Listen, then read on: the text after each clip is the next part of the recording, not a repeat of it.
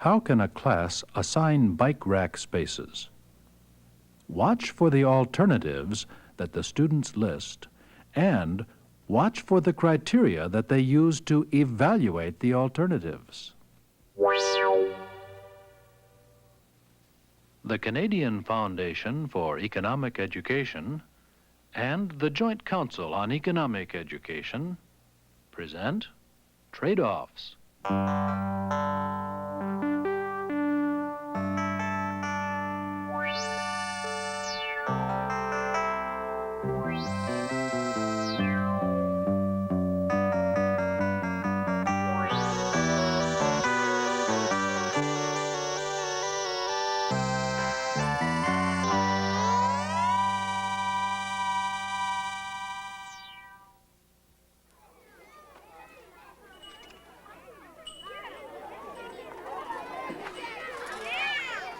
Look at all the bikes. Everybody must be riding to school this year. Where are we going to lock our bikes? Well, let's go around to the rack on the other side. Okay. Where did all these bikes come from? They're allowing you kids from Moore Park this year. Hi. Hey. Hey, that's really neat. When did you get it? I just got it yesterday for the first day of school. Hey, what are you going to do with your bike? Just lean them up against the building. I can't leave my bike laying around. It's brand new. But where can you? More kids ride in school this year, but there's still only 2 bike racks. See ya. I can't leave it laying around. I promised my dad.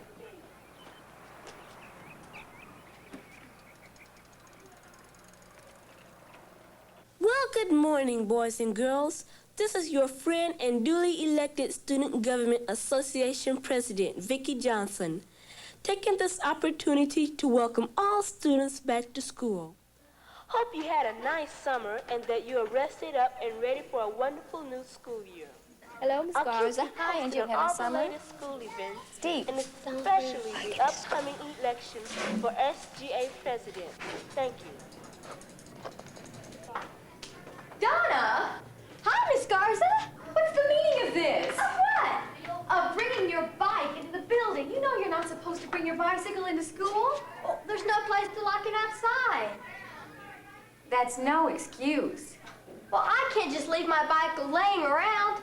I paid for most of this myself. And if I just leave it laying around, something might happen to it. Why don't we have more bike spaces so I could have a safe place to park my bike? Well, we can't afford it. There's just not enough money in the school budget to pay for more bike racks. What can I do then? Right this minute, I don't know. But you'll have to take that outside. We'll find a way to deal with this problem later. Yes, Miss Garza. You know, I kind of felt sorry for Donna this morning. I think Miss Garza should have let her keep her new bike safe in school, at least just today. You know what I was thinking? What? Maybe if we put the bike spaces up for rent, that will be a good way to see who gets to park the bike. For rent? I don't want to have to pay money just to park my bike. But see, that is how it would work. If you didn't want to pay, say, a dime, you wouldn't get a space. Maybe I'd pay a dime. But it will still work. If too many kids could pay a dime, we'll just raise the price until the number of kids who still wanted to pay was the same as the number of spaces.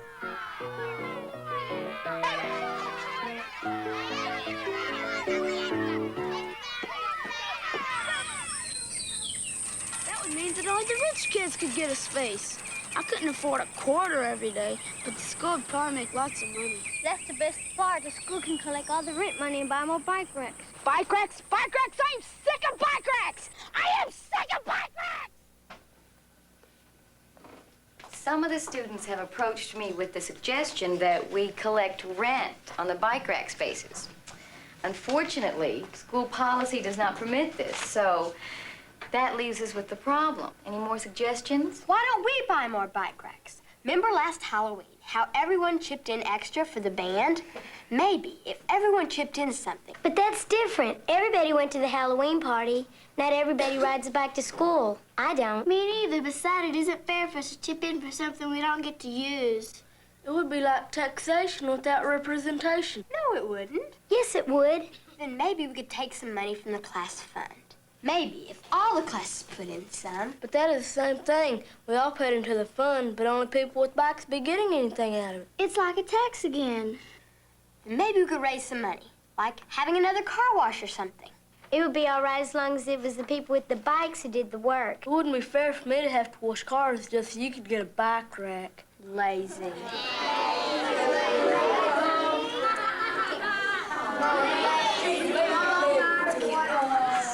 If we don't tax like Donna says, and we cannot collect rent money, how are we ever going to get more bike racks? Well, we can't tax like Donna wants, Steve, because school policy does not permit class funds to be used for property improvements. So we just can't get any more bike racks. The problem now is to decide who gets to use the racks we have, but not right now. Right now, I'm going to pass out these sheets, and I want you to turn in your books to page 78. All right.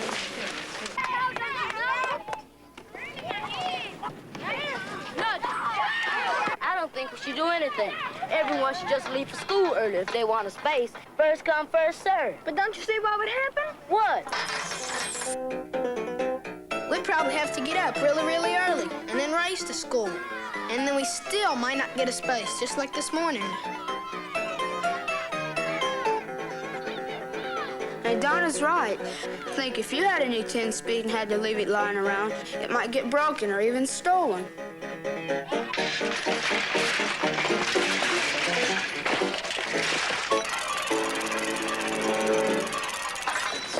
But if you get here early enough, you'll get a space. First come, first served, remember? But I don't like getting up early, especially just to park my dumb old bike. Then what is a better idea? I think the best way to do it is to give the space to the people who've been riding to school for the longest time. Hey, but I just moved here. You've been here forever. I guess I'd get a space then. No, if you really want it to be fair, we should probably give the spaces to people like Rick Masters, because he has to ride so far to get to school. Johnny does too. Well, they depend on their bikes more than we, so maybe they need more spaces than we. But why? Well, if they couldn't use their bikes, it would take them longer to get here than the rest of us. But what about spaces for people like us? Now, what are we supposed to do while they're over there? Just you watch. I'll get up before anyone. And I bet I get a space. Why not just leave it up to luck and have a drawing? Step right up. Make your hands up to the top bike. Don't take it out. Step right up. Someone, come on. Now your hands. Wheel forward. Back. Strong forward.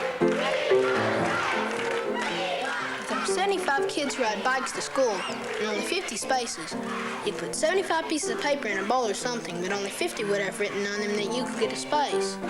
And then the 75 kids who ride bikes could draw. The lucky ones would get a space and the other ones wouldn't. I'd be one of the unlucky ones. I've never won anything. Except for your brains out of cereal box. I got some at least. Good morning, boys and girls. It has come to our attention that there is a shortage of bike rack spaces. So the Student Government Association has come up with a proposal to solve the problem. Since only 5th and 6th graders are allowed to ride bikes to school now anyway, they will take turns using the spaces. 6th graders 1 week, 5th graders the next week. Each class will get their ballot soon, so everyone can vote yes or no on this proposal by the end of school tomorrow. Thank you. What are we supposed to do with our bikes when the 6th graders are using the bike racks? I think I have a better idea than taking turns, Miss Garza. Well, that's why we're voting yes or no on the Student Government Association's proposal. If you don't like the proposal, well, then you should vote no. But what about all the other ways we've thought of?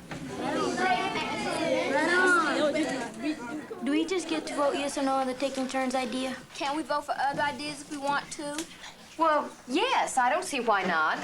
Maybe we can present the Student Government Association with a different ballot to give to all the classes tomorrow. One that lists more alternatives than just their taking turns proposal. My idea is a drawing. Hold on a minute. Let's see how many alternatives we're talking about here.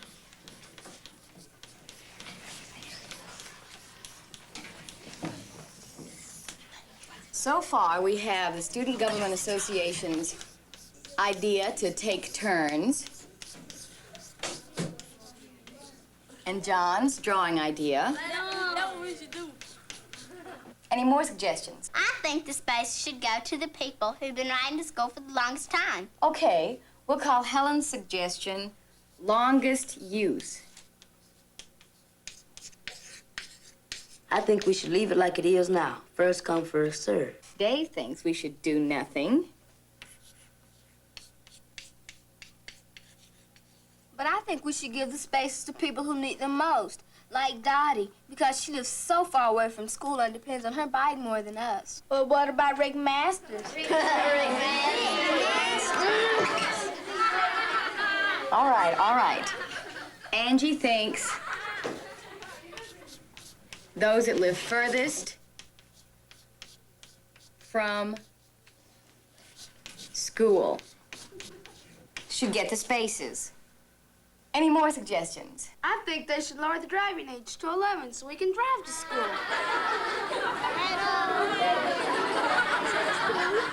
If you're 11 years old, you can't see over the steering wheel.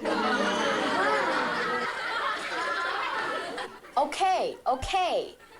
Now, with all these alternatives, you're going to be making it a bit more difficult to make a decision.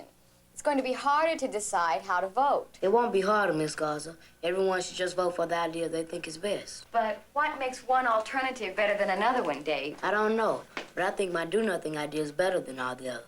But why? Because all the other ideas end up with someone being told that they can't bring their bike to school. It's a free country. I thought we should at least be able to ride our bike to school and just try and get a space if we want to. And if you don't get a space, at least no one told you couldn't have one. Okay. So for you, one alternative is better than another because you think do nothing promotes freedom and you think freedom is important. I guess so. Let me ask everybody now if there are any other criteria they think are important. Well, I think everyone should get an equal chance to get a space.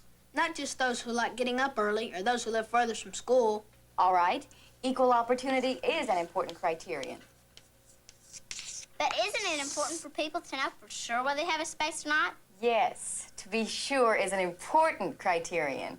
You would like at least some of the people to know for sure they had bike rack spaces.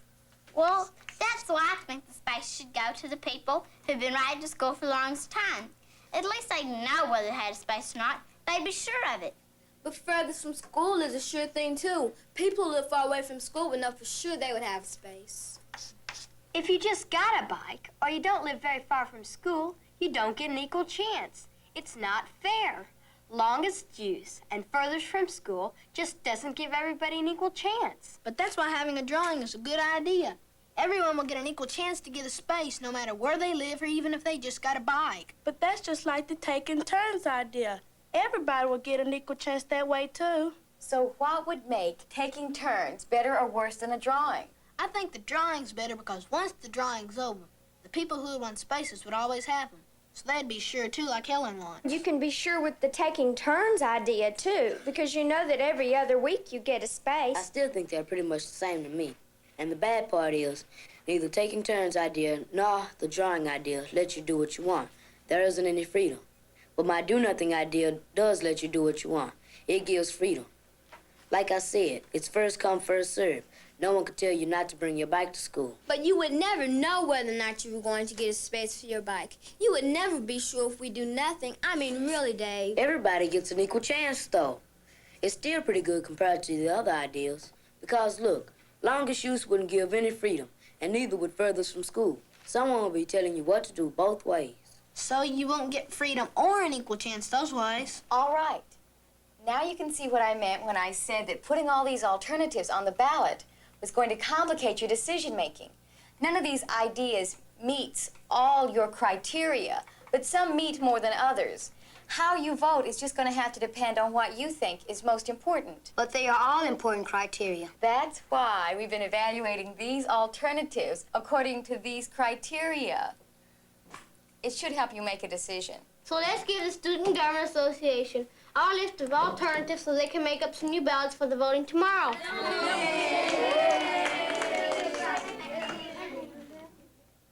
This class is using 5 steps for decision making.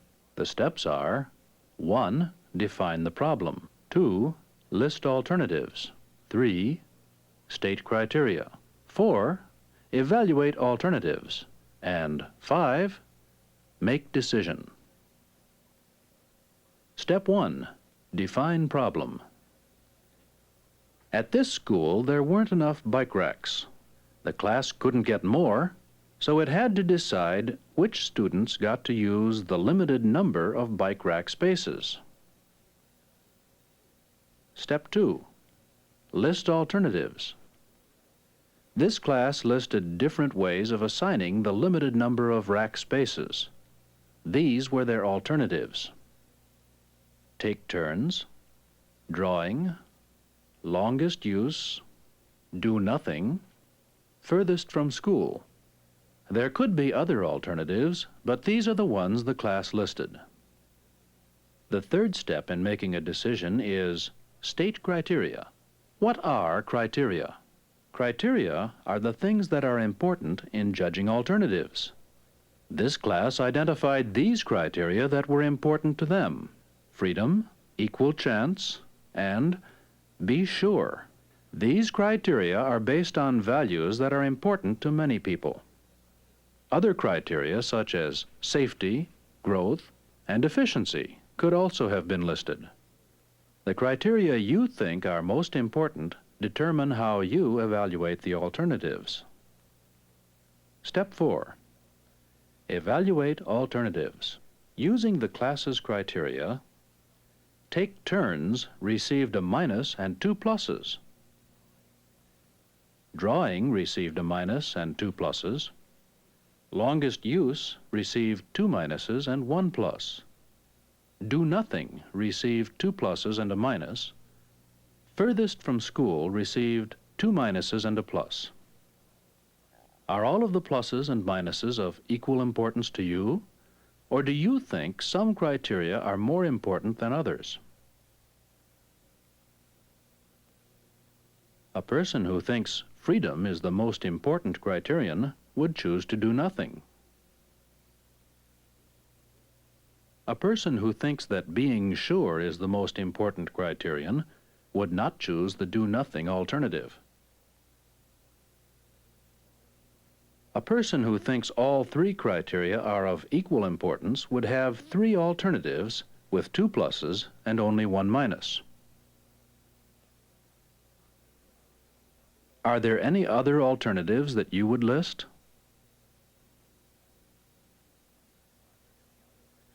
Are there any other criteria that you would list?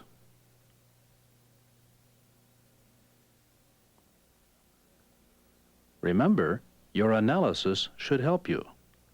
Step 5, make a decision. And because it's Friday, come in. Yes, Vicky. Hi. I have your new balance, Miss Gerson. Oh, thank you. Did they use our ideas? Everyone. Yay! Thank you, Vicky.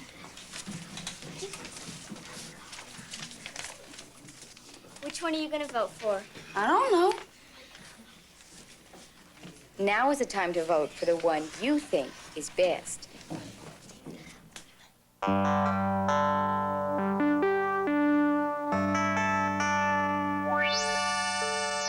The content of trade-offs was developed entirely with funds from a consortium of 46 state and provincial education agencies. Other funds for trade-offs were provided by these foundations and corporations.